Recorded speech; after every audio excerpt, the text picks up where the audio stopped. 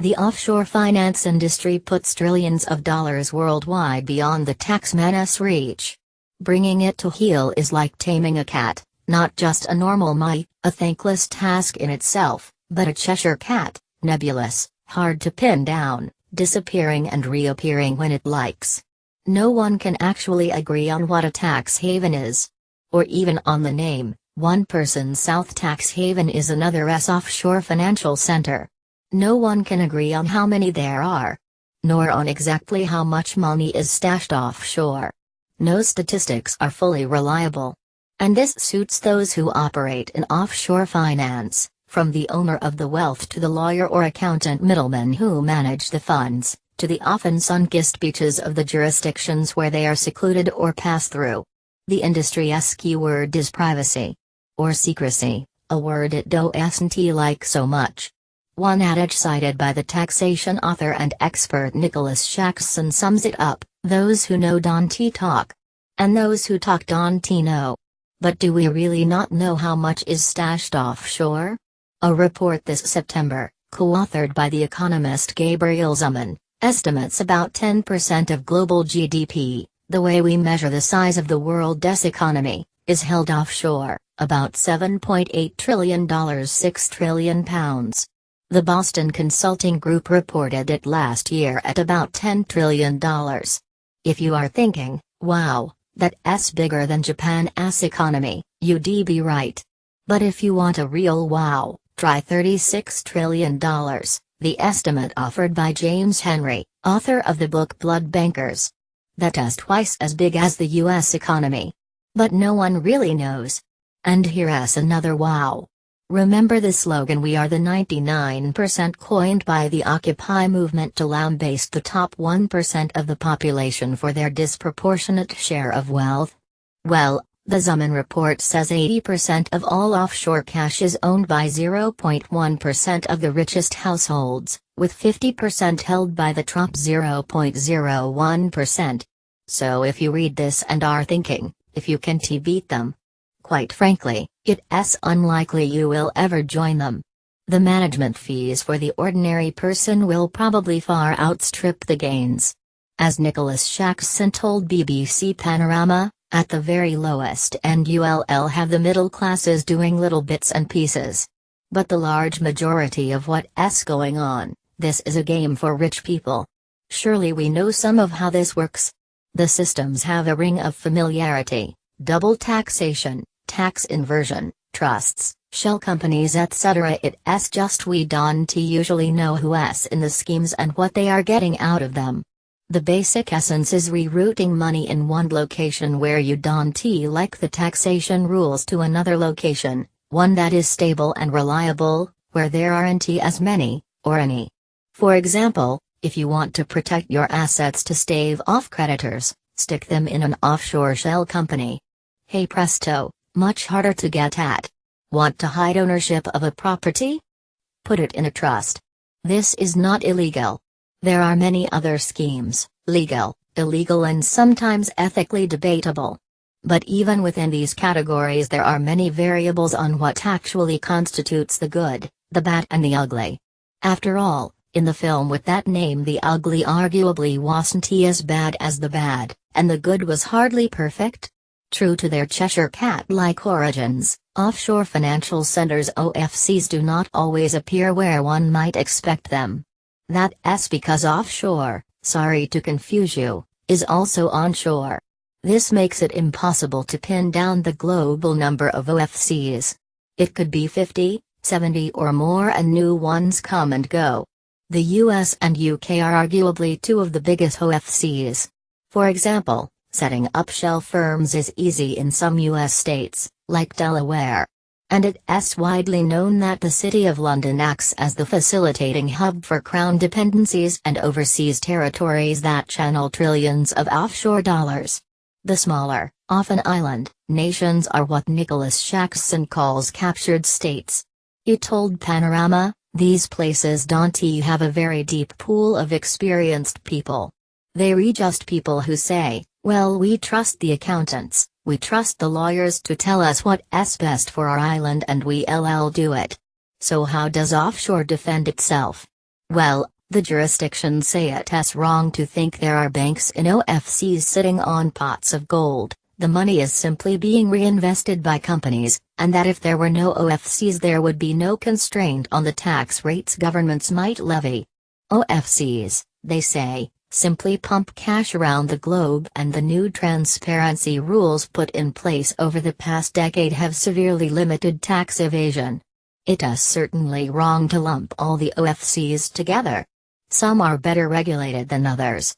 Down at the murkier end, dealings in Panama were exposed by leaks last year. But Bermuda's Bob Richards offered a stout defense of its financial services in an interview with Panorama carried out while he was still finance minister, citing a taxation system that had been in place for more than 100 years and adding that if other nations were losing out on tax they should sort their own systems out. Bermuda, he says, has fully signed up to an international agreement that allows for the automatic transfer of tax information within governments, and such a jurisdiction cannot be a tax haven. And Appleby, the financial services firm involved in these latest leaks, made the case for OFCs back in 2009, in the wake of the global crash. It said there was no evidence OFCs played any role in the economic crisis. OFCs were neither the source of, nor the destination for, criminal proceeds, and that OFCs protect people victimized by crime, corruption, or persecution by shielding them from venal governments.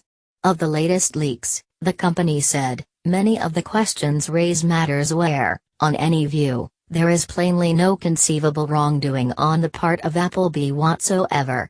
OFCs say there are no secrets, just privacy. But Gerard Ryle, of the International Consortium of Investigative Journalists, which oversaw this huge leak of financial documents, known as the Paradise Papers, dismisses this. The only product that the offshore world sells is secrecy, and when you take away secrecy they don't have a product anymore, he told the BBC. Where you have secrecy, you have the potential for wrongdoing. Whatever term you prefer, the elusive nature of offshore makes it hard to root out wrongdoing. You could start an investigation into one firm or individual and be shuttled around from jurisdiction to jurisdiction, company to company, turning up a whole tranche of names on documents that are linked to no real owner, sometimes no real person, and lead absolutely nowhere. You're probably also thinking, we've now had an awful lot of these financial leaks, haven't they changed anything? Spin backwards to April 2016. The Panama Papers have just come out. Iceland's PM Sigmundur Gunnlaugsson has resigned after the leaks showed he owned an offshore company with his wife. Thousands are demonstrating in Reykjavik to vent anger at their politicians. Some estimates put the protest numbers at 6% of the whole Icelandic population. That's like if 19 million people turned up to a protest in the US today. But then travel over to Elektrostal, 2 hours east of Moscow.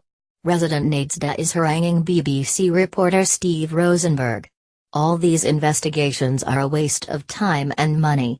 We know what you're up to. They trying to rub Putin's face in the dirt, she says. It kind of depends on where you are. In the West, at least, people are questioning what high net worth individuals and multinationals can get away with. Is it right that they can use loopholes to keep more of their cash? Or should it go to governments to spend on their people? To be fair, governments have been tracking stashed cash since the 2008 global meltdown, independent of any financial leaks, although their talk has usually been tougher than their action.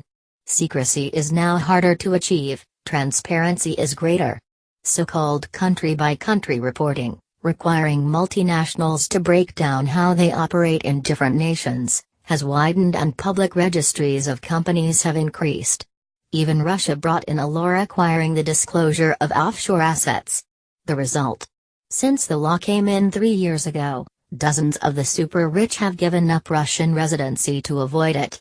There are also OFC blacklists mooted, but, as Nicholas Shaxson says, the big players will make sure their operations are not on it and it will weed out only the minnows.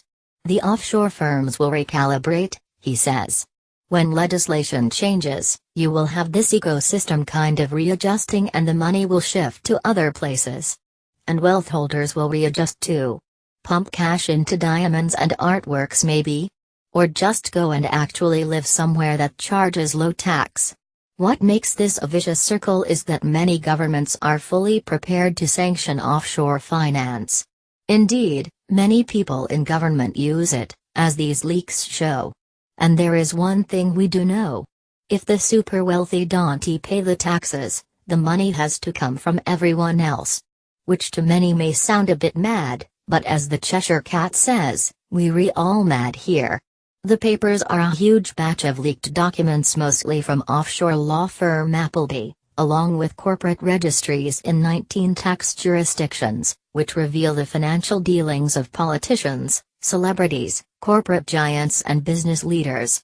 The 13.4 million records were passed to German newspaper Süddeutsche Zeitung and then shared with the International Consortium of Investigative Journalists ICIJ.